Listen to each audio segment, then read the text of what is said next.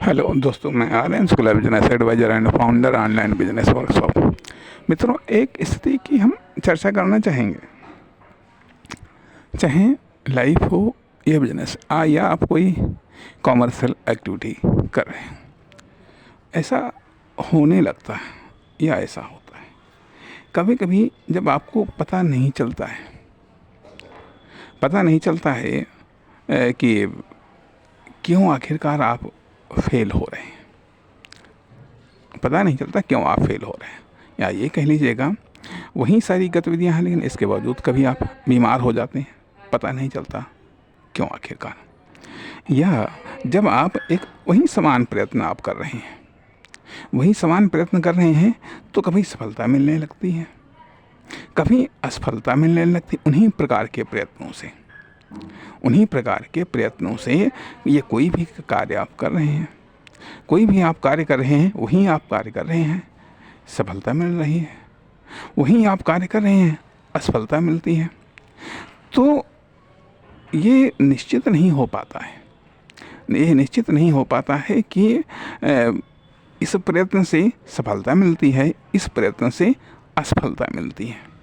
अर्थात कभी खराब कार्य से अच्छे परिणाम मिलते हैं, अच्छे कार्य से खराब परिणाम मिलते हैं। या ये तो बात सही है, लेकिन सवाल ये उठता है कि जब आप उसी प्रकार के कार्य से जब आपको सफलता मिलती है, उसी प्रकार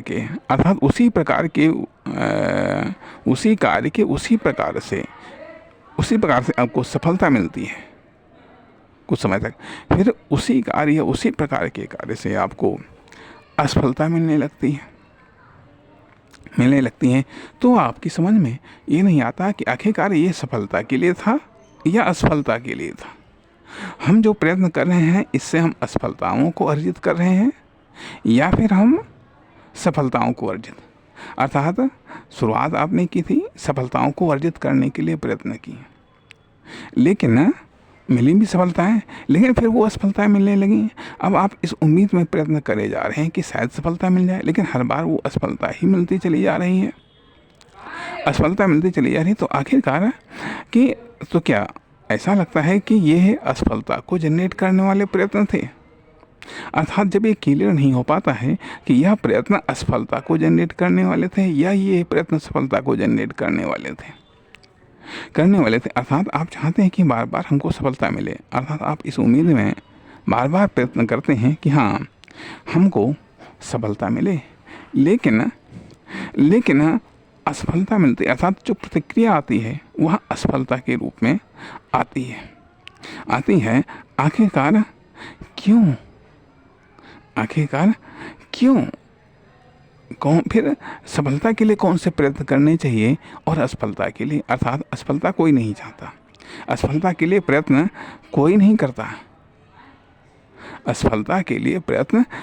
करता। जब सवाल इस बात का उठता है कि असफलता के लिए कोई प्रयत्न नहीं करता, असफलता के लिए कोई कार्य नहीं करता, जो अच्छा करता है, श्रेष्ठ करता है, वह भी सफलता के लिए, और जो खराब करता है वह भी सफलता के लिए। फिर असफलता जाए तो कहाँ जाए? किसके पास में जाए? तो फिर असफलता का महत्व क्या है? फिर असफलता की इम्पोर्टेंस क्या है? असफलता की वैल्यू क्या है? क्यों असफलता जरूरी है? क्या असफलता जरूरी है?